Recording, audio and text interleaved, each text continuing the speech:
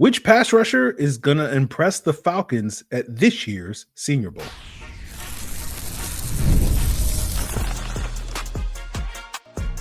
You are Locked On Falcons, your daily Atlanta Falcons podcast. Part of the Locked On Podcast Network, your team every day.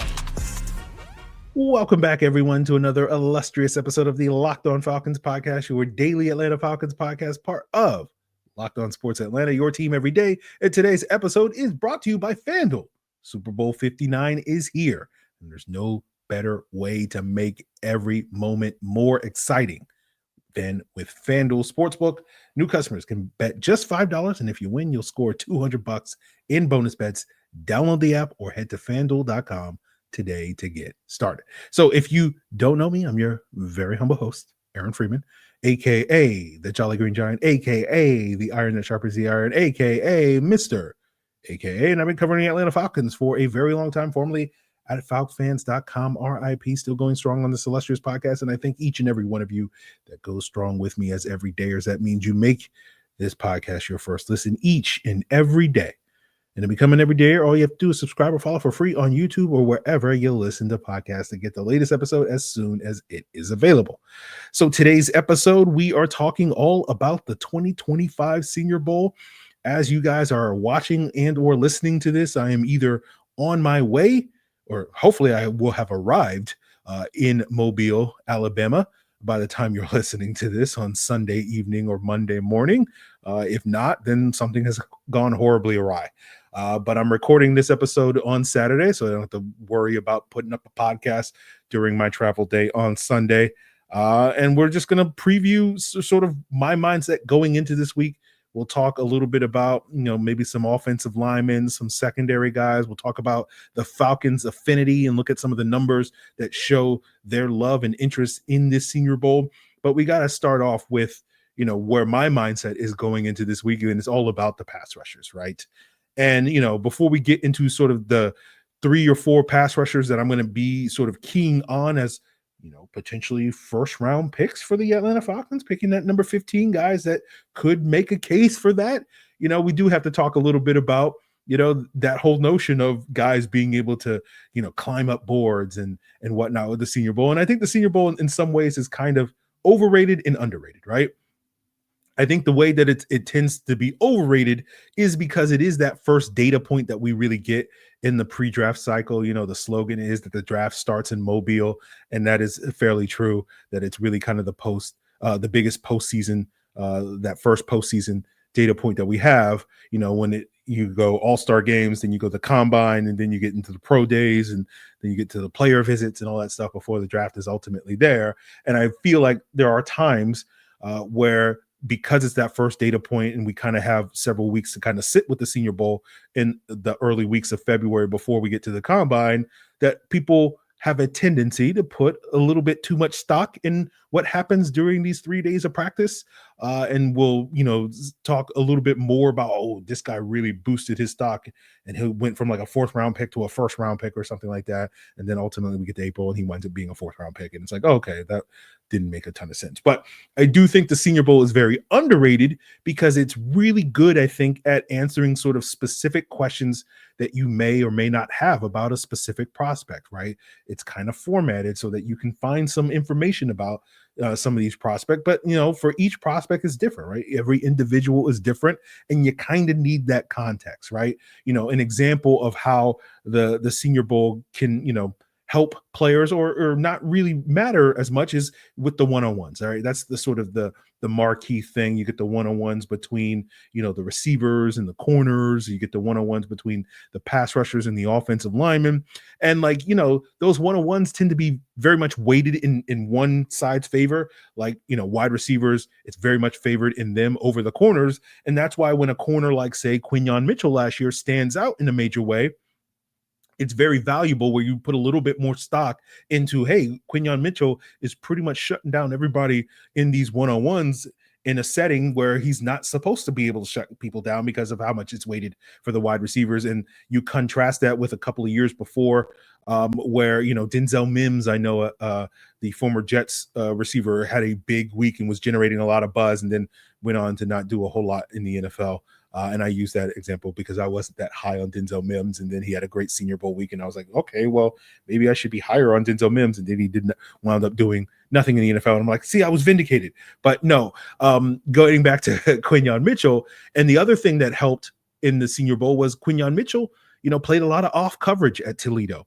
And so therefore you had questions about, okay, can he play press man coverage like you want sort of a first round corner where he was getting some of that buzz going into the Senior Bowl week to do, and then he goes in the Senior Bowl week and basically is locking down guys in press man coverage, and you're like, check box, check these boxes, check, and all that sort of thing. So that's one of the reasons why we came out of last year's Senior Bowl, or at least I did, and several other people did, a buzz about Quinnen Mitchell, and he went on to translate to immediate success in Philadelphia and is playing this weekend in the NFC Championship game, and maybe playing in 2 weeks from now in the Super Bowl. So we'll see. Again, I don't know as of yet, but another example of having that necessary context was Laiatu Latu at last year's Senior Bowl, right? And my big question with Laiatu Latu was, we know that you're a very good technical pass rusher, but do you have the power? Do you have the speed? And in other ways, and I want to see you use that if you do have those things in the one-on-ones. And then he goes to the Senior Bowl and is winning all his reps with the sort of swim moves and all these various things. And so it's one of the reasons why I wound up cooling down on Laiatu Latu, where going into the Senior Bowl, I was like, this guy's bona fide top 10 pick. He's as good a pass rusher as we've seen in recent years. And then, he didn't really answer those questions that I had for him. And so eventually, as that process went on, I became less and less enamored with Laiatu Latu through that pre-draft process. And so those are sort of the things that you're looking for. And so I think there's a tendency among folks to be like, oh, this guy had a good Senior Bowl week. And it's like, okay, but like we didn't, maybe we knew that he could win one-on-one routes, but it was one of the things where it's like, can you win contested catch situations? Can you line up, at a different position? Those various things that are more the questions, changing positions and whatnot. And so you didn't really get a chance to answer those at the Senior Bowl. So those are some of the concerns and questions that I think you need to have that context going into these matchups. And talking about the pass rushers, now that I've laid the groundwork, this is going to be my focus. This is where I've done most of my pre-Senior Bowl homework on. And there's a couple of guys that, I'm very intrigued and I have questions about them, and I'm hoping that we'll get some answers to those questions. Mike Green out of Marshall. To me, the big question I have with Mike Green is, how do you fare against premium competition, right? You led the nation with 17 sacks, but you were racking up the vast majority of that against Sun Belt competition. Do you, given that you're an undersized pass rusher, how do you fare against, SEC and, Big Ten and sort of high quality offensive tackles as opposed to the Sun Belt guys? Does it look quite the same? And if it does, then okay, Mike Green might be for real. But if it doesn't, then it's like, maybe this is, one of those examples of a guy that's, winning at a lesser conference. And so therefore, maybe that doesn't necessarily mean it's going to translate against an even higher level of competition at the NFL level. And then you have Princely Umanmielen, right? Are you more than a speed rusher out of Ole Miss, right? And I think he's more than that, right? I've seen things that make me think he's a calculating pass rusher that has a little bit more polish in his rush plan than you typically see from a college pass rusher. But if he does have that, that should translate very effectively this week in the one-on-ones, right? Can you attack guys with multiple moves, and, when you face the same guy in back-to-back reps or whatever, could you beat him one way and then beat him a different way, or is it just kind of your purely speed and in this Senior Bowl setting, because you don't necessarily have that wide 9 technique runway that you often had at Ole Miss, are you going to be less effective in terms of your rush plan that you showed in college? So that's a big question for him. Shemar Stewart out of Texas A&M, right? My question for him is like, are you a bully, right? I think you're a bully, but I want to see you if you're that sort of bully with that sort of next level power. Can you push around the guys that you're going to be facing in the one-on-ones this week, right? That higher level of competition, right? And we saw that with Jared Verse, right? That was a big reason why Jared Verse had so much immediate success in the NFL. Had, one of the best rookie seasons we've seen from at least a pressure standpoint in, the last decade, because that power translates. Going back to what I talked about earlier with Laiatu Latu, and sort of the technique doesn't always immediately translate, but the power, the speed, that usually does translate pretty quickly in the NFL because, You athleticism matters, right? Traits matter, all those various things. So those are sort of three of the standout edges that are in the mix in round one, I think, potentially. And so I want to see what the answers and questions they can answer this week. But it's not just the outside guys, it's the inside guys. And to me, what about you, Walter Nolan out of Ole Miss, right? The Senior Bowl tweeted out their rosters on the official Twitter account on, I believe, Friday and Saturday. I didn't see Walter Nolan's name on that list, but then I saw a tweet later from Jim Nagy, the director of the Senior Bowl, saying that he was still expected to play. So are you going to be the typical, pull a Byron Murphy and pull out of the Senior Bowl because I am my first round pick, I don't really need this or whatever. But, some of the other interior guys that I'm going to keep my eyes on, especially, I know we're talking about the potential of the Falcons transitioning to a 4-3 defense with some of their recent defensive staff hires. But, are they going to stick with the 3-4? And then, are they going to find a replacement for Eddie Goldman? And there's going to be a couple of big bodied nose tackles this year down at the Senior Bowl. Alfred Collins out of Texas, who took over for Byron Murphy and Tavondre Sweat. Deion Walker from Kentucky, 6'6", 350 pounds. Ooh, he's big. Cam Jackson, another guy, I think is like 6'6", 360 plus out of Florida. And Yahya Black, another 330 plus pound guy out of Iowa. So, do these guys sort of stand out potentially as future Falcons? So those are going to be some of the names that I'm going to be keeping an eye on. There's so many other guys that I could throw out there. Nick Scorton out of Texas A&M, Omar Norman Lotta, Tennessee, TJ Sanders out of South Carolina, Josiah Stewart, Michigan, etc. So I'm sure we'll be talking about a lot more of these guys as the week unfolds, and I'll certainly be keeping my eyes on these guys in practice. But, it's not just the pass rushers that may be able to stand out in this process, because as I focus so much attention on the pass rusher, the guys that have to block those guys also have a golden opportunity to really jump out this week. And we know that the Falcons may be looking for some tackles of the future in this draft class, and maybe they find those in Mobile, and we'll break that down as we continue today's Locked On Falcons. So as a small business owner, you know that your work doesn't end when the clock hits 5, and your business is always on your mind, which means that when it's time to hire, you need a partner that's going to work just as hard as you do. And that's where LinkedIn comes in, because when you clock out, LinkedIn clocks in. LinkedIn's going to make it easier to post your job for free and share it with your network and get qualified candidates all in one place. Here's how it works.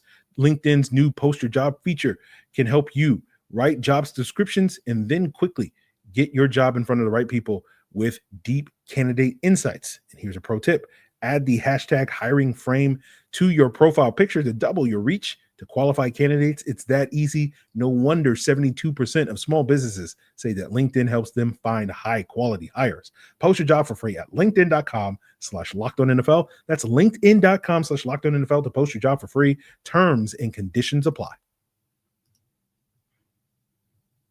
So I've watched a little bit of offensive linemen, but mostly in the context of seeing these pass rushers and seeing these pass rushers go up against a couple of these guys that are headed down to the Senior Bowl. But, I do plan on watching some offensive linemen, in the weeks and months to come. And so this week is going to be just like who's going to pop to sort of jump up in the list of priorities, right? Like sort of leapfrog others, like, ooh, I got to watch this guy first. And then this other guy who didn't necessarily, you really struggled, he'll drop to the back burner, and maybe I'll get to him in March or something like that sort of thing. And so, who's going to be able to hold up against some of these pass rushers and hold their own?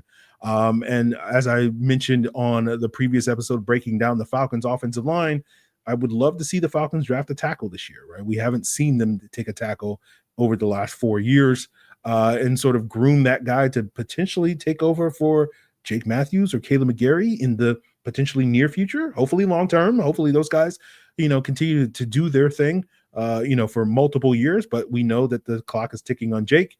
We know that Caleb McGarry is on the wrong side of 30 at this point in time. And especially given that McGarry now is tasked with protecting Michael Penix's blind side, is he the long-term option there?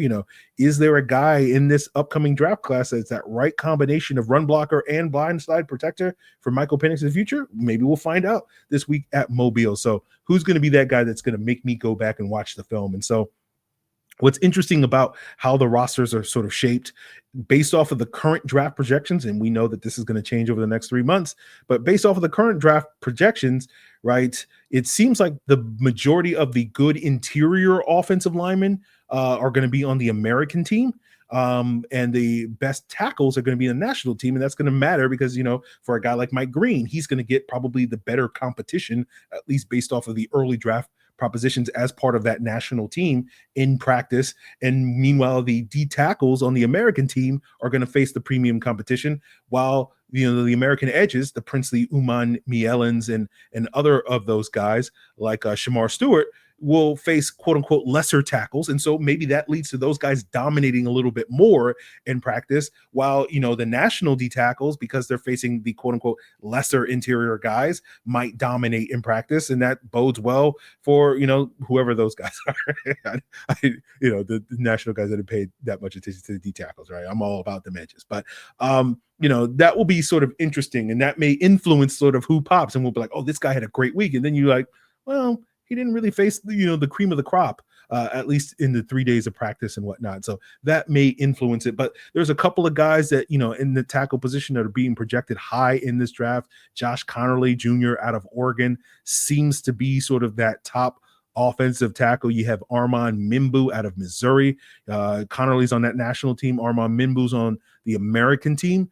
Mimbu played right tackle at Missouri, played in an outside zone scheme at Missouri. So you look at that, but the issue with Mimbu is going to be, does he have typical tackle measurables? Is he 6'3"? Is he only 300 pounds? Those aren't typically tackle measurables. And so we might get to see him and other guys like that maybe kick inside on some practice reps. Maybe he's seen more as a guard. And so how does he handle those reps? I remember, my first year there 2 years ago, Cody Mock was another guy out of North Dakota State who wound up being a second-round pick for the Bucks.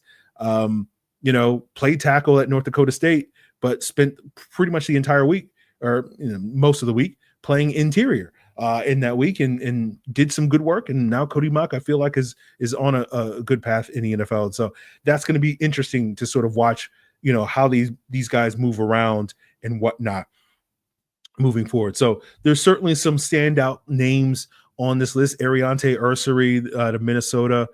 He's massive human being. And so I kind of want to see what he looks like. NC State has a guy, Anthony Belton, that's going to be down there. And I bring that up just because of the Dwayne Ledford connection, at NC State, and that NC State still, is a heavily outside zone team from what I gather and whatnot. So those are going to be a couple of the guys that really sort of stand out to me. And do any of those guys pop, right?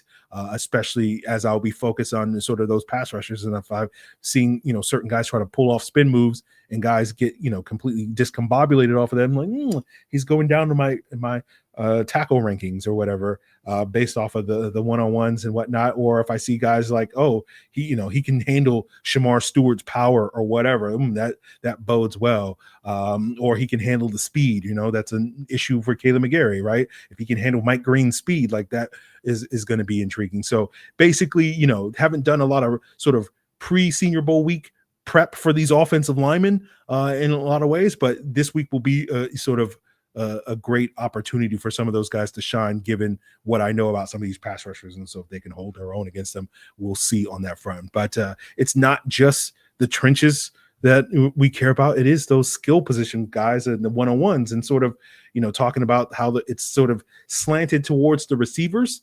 Let's talk about a couple of those guys in the secondary that can make a name for themselves, as well as talk about, why the Senior Bowl is important because of the Falcons' historic reliance of it on this under this Terry Fontenot regime, as we wrap up today's Locked On Falcons.